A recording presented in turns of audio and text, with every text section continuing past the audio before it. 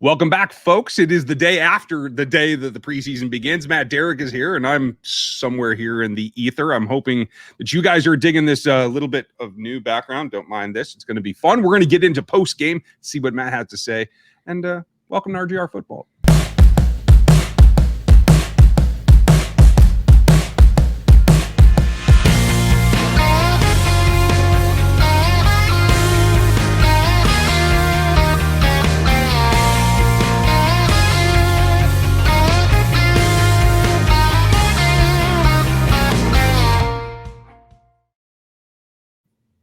It is fun for a couple of days to be in town every year. How are you, Matt Derrick? I am doing well. People probably are wishing I had your background now because of the nonsense I have going on in the background of mine between Star Wars and Mizzou and old files and it looks like a well-read bookshelf. A treadmill that's used at varying levels. There's a lot going on back there. It's a treasure trove. Whatever you need. Hey, we'll do a tour one day and during an off season, and you can just see all the nuggets back there. Oh, we have folks behind the scenes coming at you. For those of you who don't know, this is real. This is an actual studio that I'm existing in. This is not green screen, but hope that you guys like that. It's fun, especially for a team that's on the road. For me to be, I come to town, they leave. It doesn't work very well, but it's going to be what it is. I'm going to be at camp tomorrow. For those of you coming out, please check it out. But Matt, this was, I thought, a game that could have gone very, very developmentally, and we could have seen a lot of mistakes and a lot of issues. Overall, I didn't feel like it came out that way. How did you see the overall scope of this game for this team? Yeah, I mean, it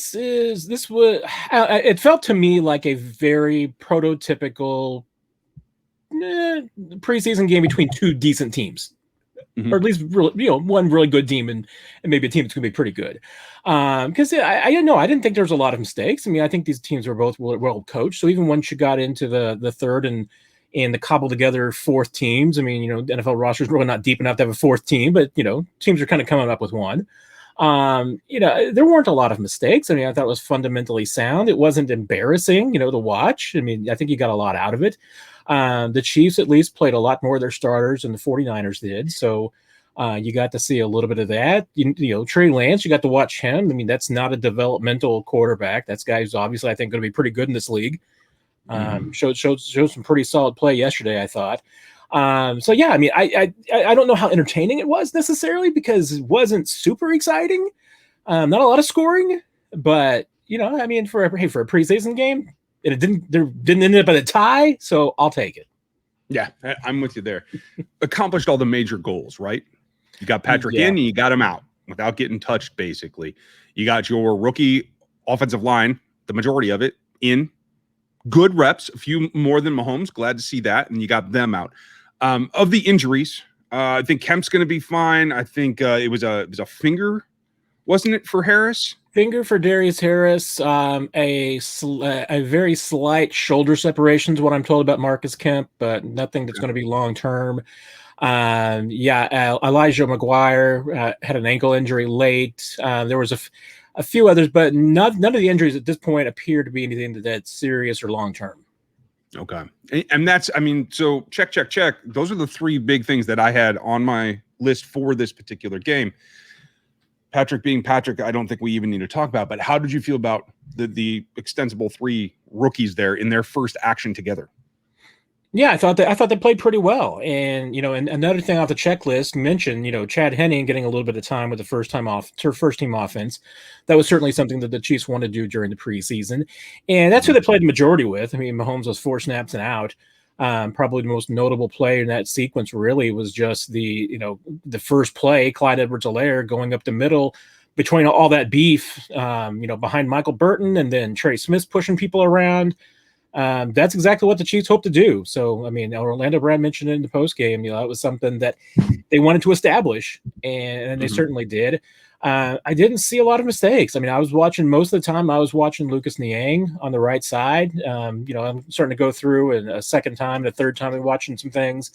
But I was pretty impressed. I mean, now the caveat being they weren't going up against the 49ers best. I mean, they were really resting a lot of their defensive starters, especially the guys up front. So, that test hasn't been checked off yet, but now they've gone up against another opponent, not just themselves. and you got to see what they could do. And I didn't see a whole lot to quibble with on that first team offensive line. Yeah. Is it too much for me to hope that this level of Mike Burton is something I'm going to see come the regular season, or is this just fun in the preseason? I think that was just a little bit of, hey, here's vanilla, what we want to establish, what we want to show, test some things out. No, Ryan, I don't think you're going to see Michael Burton, 30 snaps a game or anything crazy like that. But I'll take 10. Will they have that play in their pocket? Yeah, they will. Because as I mentioned before, Burton making the team. 100%. Thank you. It's a 99.99. The 0.01 is injury. But yeah, okay. Michael Burton's making this team. He's going to be a big player on special teams, and we'll do exactly the same things that Sherman's done, which is, occasionally you'll line up in the backfield. Occasionally it's like an H-back tight end situation. Be the exact same thing, the exact same player to a large degree. Okay. I'm glad to hear you say it because I think folks are tired of hearing me say it. So lend a little more. I get asked that question a lot. Oh, do you really? Yes. Well, hey, folks. Get used to it. But I thought he looked good catching as well. So maybe clearly a little bit more speed than Sherm. So maybe there's a little bit of aspect. It's not going to be dramatic, but hey, I can always cross my fingers he gets a few extra reps.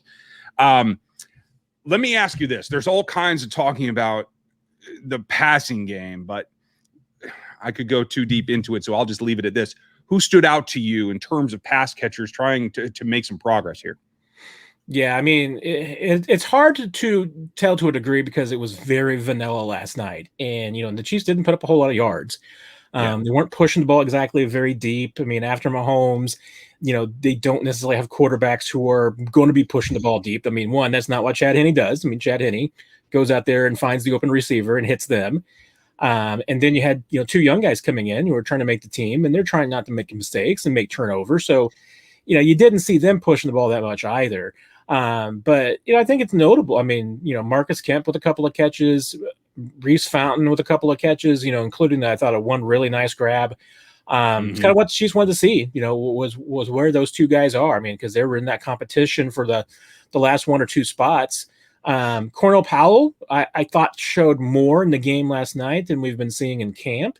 Now, once again, I mean, he was running, really with those third and fourth teams a lot. So, it's what do you make of it? But I thought that he was more productive last night than we have been seeing in camp. But I think, the one play that probably stood out the most to me was, that third long down, dump off to Jerick McKinnon and the speed that he showed out there. He almost picked up the first down. Yeah. But you got to really see what kind of moves that guy's got, why I think that he's going to be a really effective chess piece for this offense. Yeah, I think that rounds out the three running backs they have to take forward into the season pretty well. I don't know there's much room for the fourth, and I'm not sure Darwin Thompson did anything to advance his chances there. The only thing Darwin did that I thought was nice last night is just that he's proven to be a really hard runner. I mean, for all the attention that he got coming out is, being this scamper kind of back, and he is a little bit undersized still, but the guy runs hard. I mean, he has worked hard. He is a chiseled piece. I mean, he may be undersized, but he does not go down the first time somebody hits him.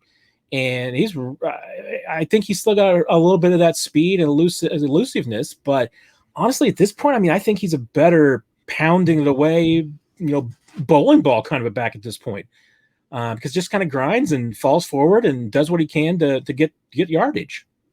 What did Andy call him? Termite? They call him the Termite. He does not like that nickname. So if you are a Darwin Thompson fan, don't call him the Termite. Okay. He prefers D-Train. He prefers D-Train, the train. I can understand that, I think. Yeah. Much more preferable than Termite. Tell me about the tight ends. I mean, to me, looking at it, it looks like there could be a case to try to take forward to the 53. I just don't think they can do it. Yeah, that's going to be the big question. I mean, because a lot of times during camp, it's looked like Noah Gray was, just kind of, fait accompli. I mean, this is going to be the guy who's maybe going to, play into the number 2 spot and get used quite a bit. You saw last night, that one play that's been kind of sneaking in there a little bit, which is that he hasn't been as consistent, I feel like, the last few practices as he was earlier in camp and during OTAs. Even though that throw, I mean, I think that, that throw being off, honestly, I'm probably pretty sure it was maybe just a little bit of a poor route run by Gray wasn't exactly where Henne thought he was going to be, because usually Chad Henne's pretty accurate with that ball. So if you're going to ask me, you're going to gun to my head, whose fault was that? I'm going to say it was probably Gray's fault. But we've been seeing that, just not as crisp with the catches as he was earlier in camp. And Chiefs been getting him a lot of reps. So he's been running, just as you saw last night. I mean, anywhere from, with the 1s to the 3s and 4s. I mean, where he fits in, I mean, he's making his team. I don't think there's any chance of he's not. But the question then becomes, can you keep 4? And if you're Jody Fortson, yeah, the catches have been great. I mean, the offense has been great. The catch on Saturday night, that one-handed grab was great. And I think he helped himself a lot, because I thought that he looked good on special teams, and that's where he's really going to need to shine. Special teams and blocking. Blocking has been the big issue. He's had some rough moments in 9-on-7 in camp over the last week. And if you're a 3rd or 4th tight end and you can't block and you can't play special teams, that becomes a problem. That's why I think it's still a mixed bag. It's not a guarantee in my case that Jody Fortson's making the squad. I think he's solidly, obviously, in that number 4 spot. But the question becomes, can you keep 4 tight ends if you're keeping 6 running backs? And are you going to keep 10 O linemen, 10 D linemen, 10 and secondary, 5 linebackers? I mean, those numbers don't all add up, like we talked about. So somebody's going to lose out. Whether it's Fortson or not, I still think it's too early to say. And folks, we're going to have our projections. I'll give you my 53 here in about 2 weeks. Matt will have his on ChiefsDigest.com, where you can find all of his work. So make sure you do that. We'll see how it all fades out. I thought the defensive front looked good overall to me, but the 2 guys that stood out and I think helped their cases for, they're going to be on this roster, but for me, I thought Colin Sanders and Treshaun Wharton made a strong case for more playing time than maybe we expected off the stop. Yeah, Colin Sanders has just, over the last, I feel like, week or two, had a really, really good camp. I mean, 2 weeks almost all a camp. But he just keeps getting better and better, it seems like, as camp has gone on. Remember, that elbow was a real problem for him last year. And I don't think he was ever completely healthy. There was a lot of scratches that were labeled as healthy scratches last year. But like I said, I don't know if he truly was a healthy scratch. I think that elbow was an issue all season long. And he has been a really interesting player, because we've seen him on some of those one-on-one drills where he's just absolutely using speed to blow by people. He's got, for a defensive tackle, he's got a lot more speed than he's usually going to be going up against on those interior guys. And he can take advantage of that. And I think that, I saw a few plays last night where, he was then even still able to push the pocket, and he was, driving some guys back. I mean, you got to be able to do that too. So I was really impressed with Sanders. I thought he looked good. Wharton has been just regularly consistent. I mean, I think that he really has proven himself at this point that he's a reliable contributor. I mean, is he a starting Pro Bowl level yet? No, he's not there. But I think he's absolutely improved over last season. And last season he was a really important piece. Yeah. What happened with the end position by your accounting of everybody who played and didn't play? Chris Jones, midseason form, shut him down. I mean, you don't need to see any more from Chris Jones. Doesn't matter where he's going to line up. Chris Jones is a beast. I mean, I think he showed that last night in the snaps. Mike Dana, I think, is a really interesting piece, because I thought he's looked good in camp. I thought he had a couple of really good moments last night. He looks more comfortable coming off the edge. I'm really interested because, what we have seen in camp of late is that, the Chiefs have been doing some things with him, kicking him inside, which, wasn't something that, was really great and impressive from his college film when Michigan did a lot of that with him his senior year. His greatest productivity usually came on the edge. But we've seen the Chiefs doing, some interesting formations where they bring in Dana and him and Jones kind of going back and forth between kicking inside. If he kind of becomes that, piece with Jones, where when those 2 guys are on the field and you don't know where either one of them are going to line up, I mean, that could be interesting. And like I said, I mean, Dana's been, to me, pretty impressive as far as improved rushing skills. And I still think that he's probably the guys who are going to drop back, from that edge position. He's probably one of the better guys when it comes to, run pursuit and even pass coverage. Yeah, I'm interested in that. Obviously, Tim Ward had a night against the really good night for Tim Ward. Good for him. I think Taco missing this game was possibly problematic for Taco, because I feel like there's some progress made by the other players. How did you feel about Kano? What do you think is going on with Taco? Yeah, Taco, we haven't really gotten the explanation of what the injury is. I mean, it could simply just be coming off the ankle injury and surgery from last season that hey, maybe just needs a little bit of rest. Maybe there was a little bit of just a spasming up. You don't know. Guys have done that. I mean, DeAndre Baker took a couple of days off because just wanted to rest him. Saw him come out last night. I thought he played pretty well in some extended look. So sometimes that's the case. But Kendo, I think what you saw last night is probably what you should expect. I mean, I don't know that Kendo is ready to immediately come in and play a significant role. My vision for him is that he's probably going to be more of a niche player this year. A guy that you can bring on third down to just go after the quarterback. Seems like he's probably most comfortable with right now. We'll see if that wears on, but at this point, I mean, I'm pretty comfortable that I think Kendo's in a really good spot to still make this team. I just don't know if he's in a spot right now where he's going to be a regular part of the rotation, but I think he can definitely be a niche piece of the rotation. Yeah, I'm hopeful. I think he can get to the practice squad if they try. I'm not 100% on that, but it could be worth it. We'll see. You brought up Baker. I like that. Targeted 6 times, was it? 0 completions. Good sign. Fenton versus Hughes. What did you see? What did you like? I thought they both played pretty well. And, and it is a Fenton versus Hughes thing as far as depth goes. But I don't think it's Fenton versus Hughes for any roster. I mean, I think those guys are both 99% to make the roster. The question is who's going to be the number 3 guy. And that is of note because if Hughes becomes the number 3 corner, then that means that Snead's going to be the guy that starts outside, then kicks inside when they do go to those nickel packages. Whereas if Fenton's the number 3 quarter, I think it's more likely that you'll see just Snead would stay outside the entire time, and Fenton would come in the nickel. They're more comfortable with him in that spot. Now, that being said, I mean, Snead's probably still their best nickel corner. So, I could see him still kicking inside it. They're comfortable with Fenton in both those spots. But Hughes is definitely more outside. And I thought both guys played pretty well. Fenton had certainly a couple of really nice plays.